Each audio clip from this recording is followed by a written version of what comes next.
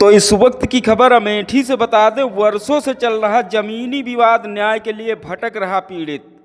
कहा जाता है कि जो बोएगा वही काटेगा, लेकिन यहाँ कहावत हो गई उल्टी। बोया किसी और ने और जतवा दिया किसी और ने। जमीनी विवाद के चलते धान की खड़ी फसल को जुतवाया गया।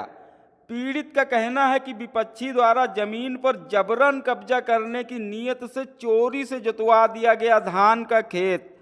नहीं किया गया न्यायालय के फैसले का इंतजार। पीड़ित ने लिखित शिकायत स्थानीय थाने पर दी। मामला सिउरतनगंज थाना क्षेत्र के पूरे ओमकार सिंह का। आइए सुनते हैं पूरी कहानी पीड़ित की जुबानी। नाम है आपका? शोभनाथ। कहाँ के रहने वाले हैं? ओमकार सिंह के प्रभा। कहाँ पर पड़ता है? सेमरौता के पास।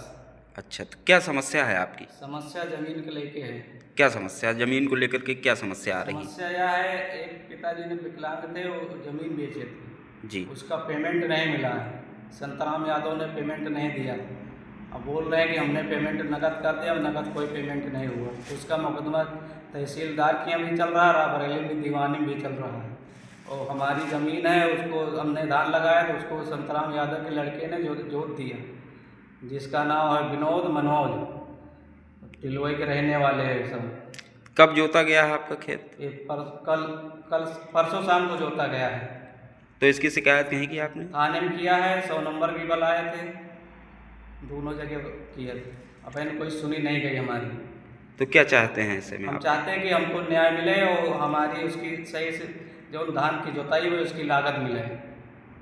इस पर कार्रवाई जल्द से जल्द होना चाहिए। मुख्यमंत्री से निवेदन है कि तहसीलदार के यहाँ हर जगह मुकदमा चल रहा है, इसको क्यों जोता गया? धान हमने लगवाया था, जोता दूसरे ने है। ऐसा कहाँ के नहीं बना हुआ है? हम हाथ जोड़ के कह रहे हैं कि हमको कार्रवाई होना चाहिए इनके ऊपर। तो ये लोग कहाँ के रहने वाले हैं? ये तिलवई के रहने वाले हैं। तो आपने ज़मीन जब बेच दी थी तो फिर किस प्रकार की समस्या आ रही है? ज़मीन हमने नहीं बेचा, ज़मीन पिताजी ने बेचा था, उनको पेमेंट नहीं मिला था। ये लोग झूठ बोल रहे, कह रहे कि नकद दीन गया है। नकद आजकल कोई नहीं मान होता है। तो उसका क्या प्रमाण क्या है कि नकद दिया गया था?